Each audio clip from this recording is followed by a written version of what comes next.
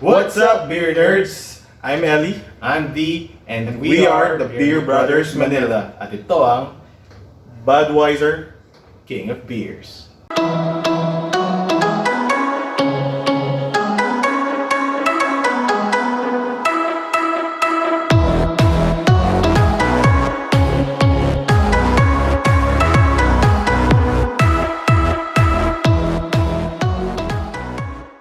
If you're new to our channel, Kung matagal ka na nandito pero hanggang ngayon hindi mo pa rin ginagawa, please don't forget to subscribe like, and share. and let's get started. Budweiser, the king of beers, according to the Americans. The story of Budweiser started in 1876 with Adolphus Busch and Karl Conrad, inspired by their trip to the Bohemian region of Europe, created a lager that was filtered and was boasted as super clean under the E. Anheuser Brewing Association in St. Louis, Missouri. It became so popular that in honor of Adolphus Busch's contribution to the brewery, they actually changed their name into Anheuser-Busch Brewery. Now that's quite familiar because if you can trace back to the old episodes that we were doing, Anheuser-Busch, InBev, AB, and all of those, they're actually coming from this brewery. The history of the beer is not actually super clean. The problem is another beer that was being produced in the region in the Czech Republic. Now I don't know if I pronounced that right because it's in Czech. So they were actually producing a beer of the same name since 1265. And actually, the slogan of Budweiser, the king of beer, was actually a play on the slogan na ginagamit ng beer na yon, which was the beer of kings. That beer was already known as the beer of kings since the 16th century. So of course, with that, there are trademark lawsuits and problems and cases na propped up throughout the history of Budweiser, that actually for a time Budweiser couldn't sell Budweiser as Budweiser. They were only able to sell Budweiser as Bud. So that's why to a lot of us, mga batang 90s, we can remember that they were selling a lot of Bud Light, and all that. And actually, up until now, right now, they can sell Budweiser as Budweiser in some regions, but in some regions of Europe, it is still only sold as Bud. So don't be confused if you see this in the market if you're going to Europe. Also shut. But all legal battles, all court cases or whatever, lawyers and whatever aside, that didn't stop Anheuser-Busch from marketing the hell out of this beer. In 2012, they reportedly spent around $449 million on marketing alone. They were in everything. They were in print, they were in TV, they were in movies, they were in the Super Bowl, in basketball. I don't know if they had basketball. I'm not sure. But they were in motorsports, and this beer is the official beer of NASCAR. How can you be more American than that? American. Yeah. So, by 2008, in 2008, it was reported that Budweiser was accounting for almost half or more than half of the total beer sales of Anheuser-Busch. But of course, that number has gone down significantly by now because AB has been, the whole story. You can look at the other videos. So, the rest, as they say, is history. Now for beer specs.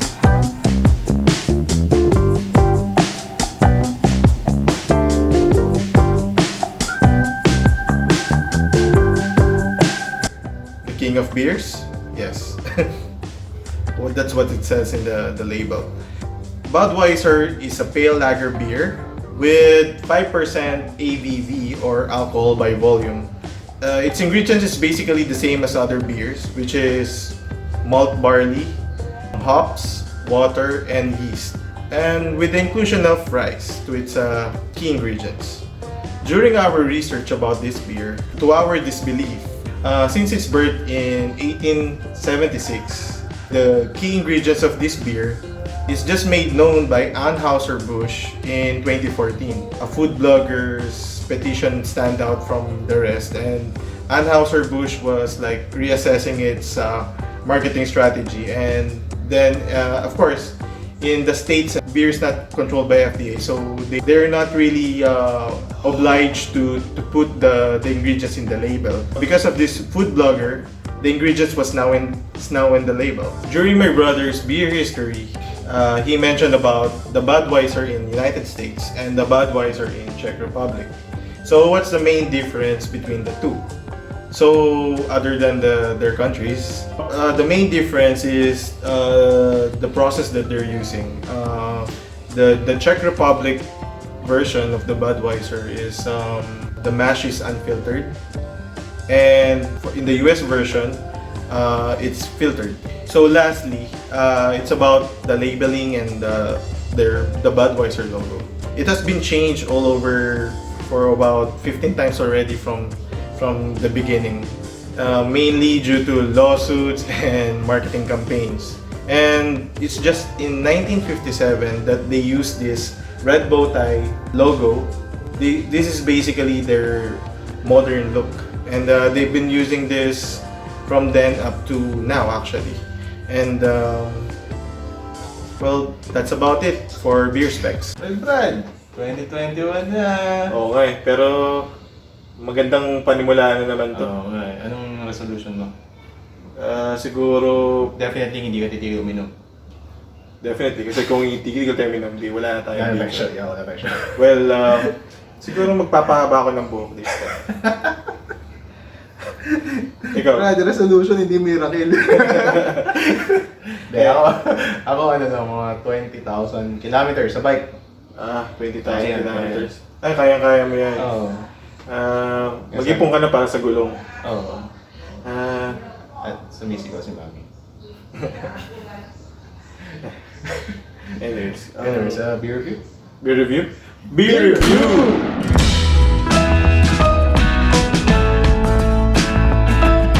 Alright. Ay, nasan yung can opener?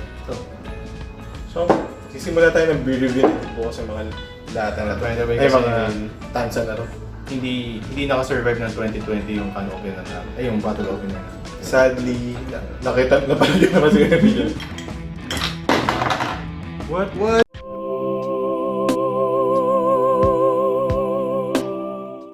Naputol na siya. So, naghanap kami nung di ganun. Tas tanggal. Meron ka nung dati, di ba? Oo, kaso na-arbor eh. Bakit hindi na?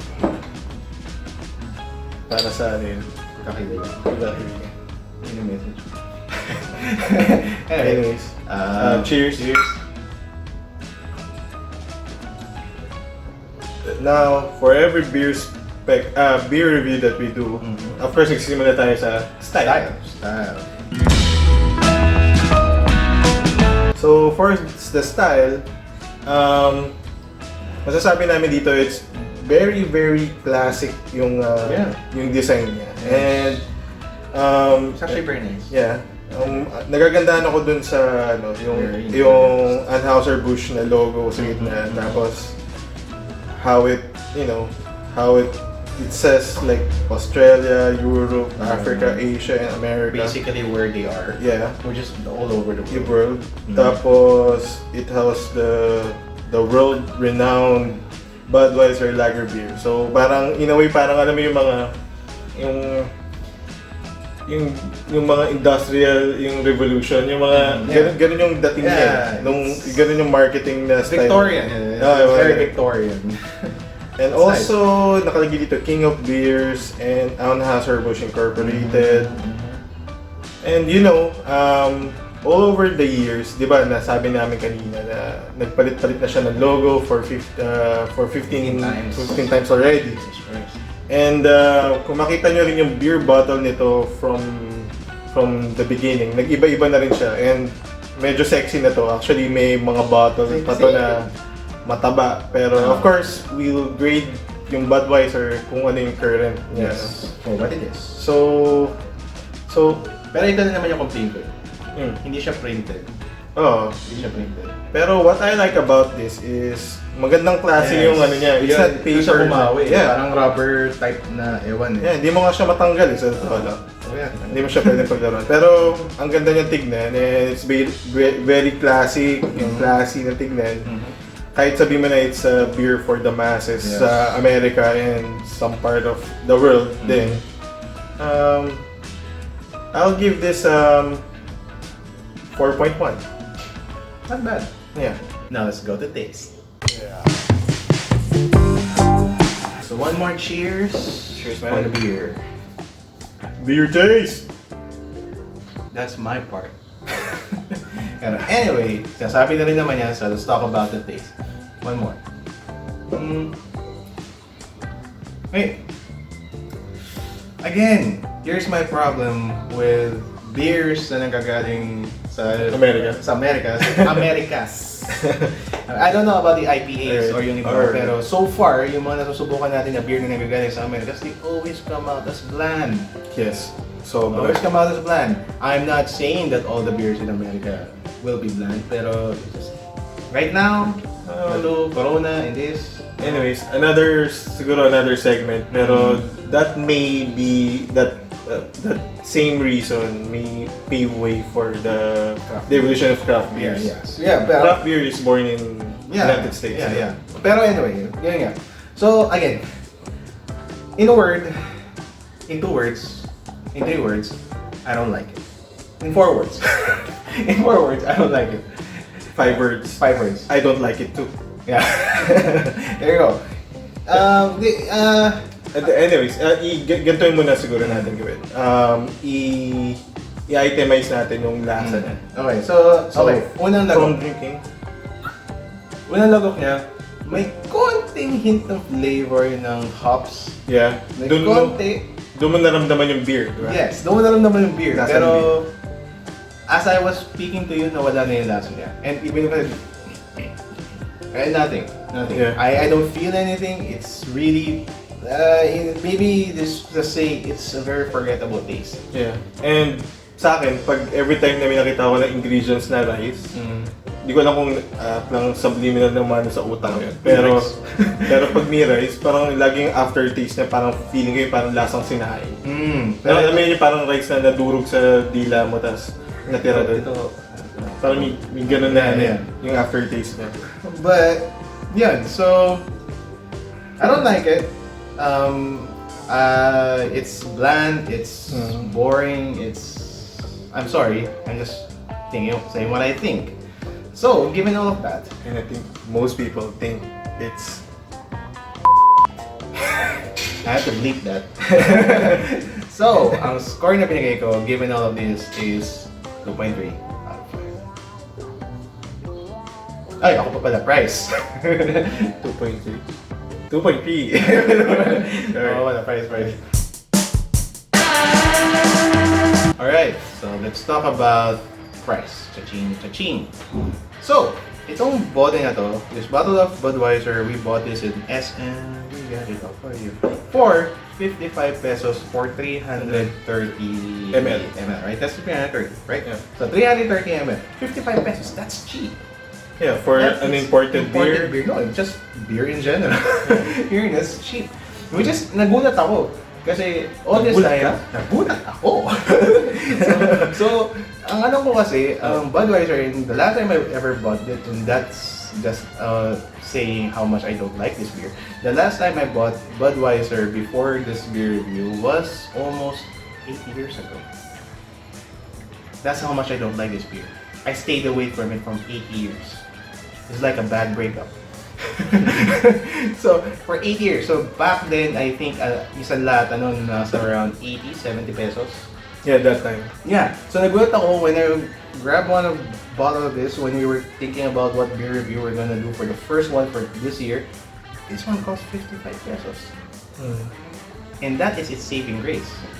Because it's a sucky beer. Pero, may nakalimutan ako sabihin dun sa style eh. Ano? Yung lata niya, tansan niya. Tansan. Na-miss ko yung tansan na tinitwist lang, tapos natanggal mo na. Exactly. Nakalimutan ko sabihin, pero it's something na sana meron pa rin. So, Pero, yeah. sana tumaas yung score niya kung Kung ganun pa rin. Yeah. Anyway, so, ayun.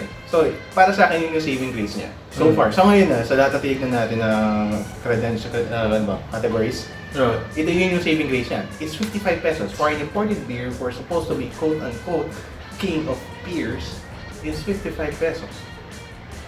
Dahil dyan, binigyan ko sa 3.7 out of 5. Wow. So, for beer strength, well, I know na this beer is not the best beer out there. Yeah, it kind of sucks. Well, price per se, it's good. Yes. But strength-wise, I think it's a little bit on the gooder end. What do you mean? Elaborate. Gooder end. Gooder. Well, this beer is parang pag unang lagok mo, Sasabayan ka din na, syempre, beer yan.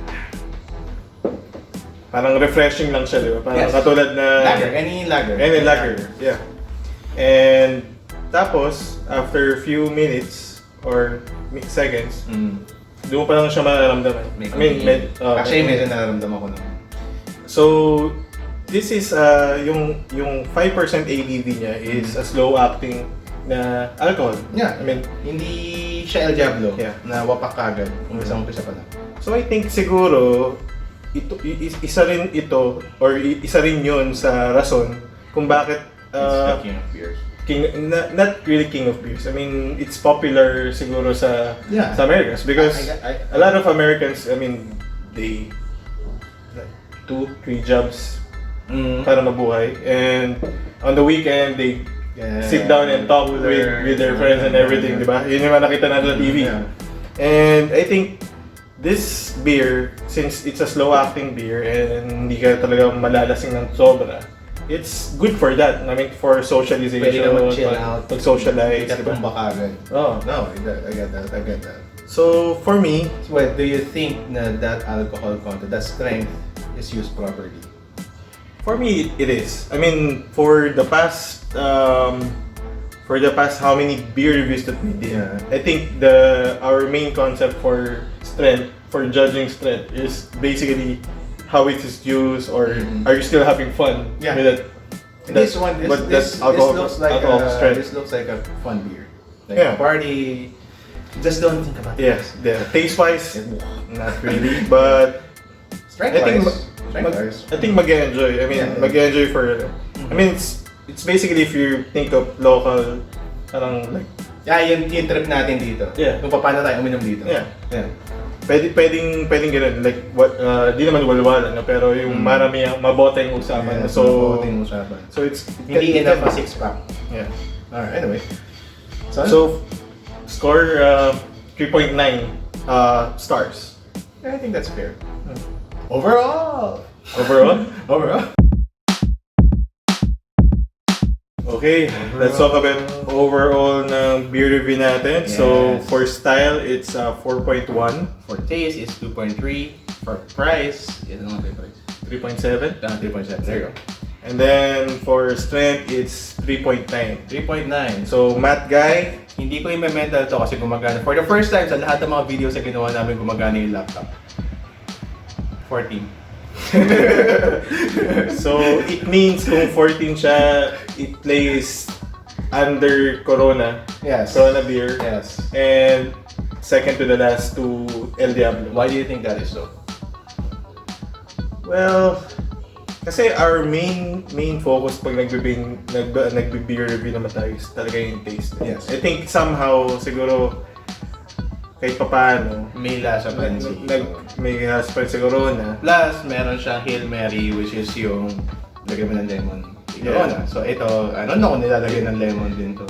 Yeah, so parang ano rin I mean, for the taste, for the lahat na ng factors isama mo, there would be another beer that's much better. Definitely. If you grew up, ito lang yung beer na iniinom mo, then definitely ito na yung pinakamasarap na beer para sa'yo. And we know how nationalistic and patriotic Americans can be. So if this is America's #1 beer, then that's... So it's basically the Americans Pale Pilsen, San Miguel Pale Pilsen. Yes. So but I still won't trade it. I don't know. Yeah. Even our uncle who is British. Yeah. He's not American. Gusto pa rin niya talaga yung ano, Yeah. San Miguel beer. Yeah, even our Filipino uncle who is in America, he still goes for San Miguel. So it just goes to show na maybe kung ito yung kinalakihan mo, ito lang iniinom mo lagi, then definitely ito yung pinakamasarap para sa'yo. Same with Pale Pilsen, na kung yun na yung kinalakihan mo, and yun lang din iniinom mo lagi, then yun na yung pinakamasarap na beer para sa'yo. Para at the end of the day, if you broaden your horizon, broaden your horizon. Basically, yun. Basically yun. So anyway, thank you. Thank you for watching our first beer review for 2021. So more will be coming up. I hope you like our new setup. Yeah. And kailangan na yung paalam kasi meron pa kami tigalawa dito. Yes. Of course, alam namin hindi talaga siya masarap pero binili na. So of course, might as well consume it, right? So anyways, bye for now, guys. Peace, beer nerds. See you soon.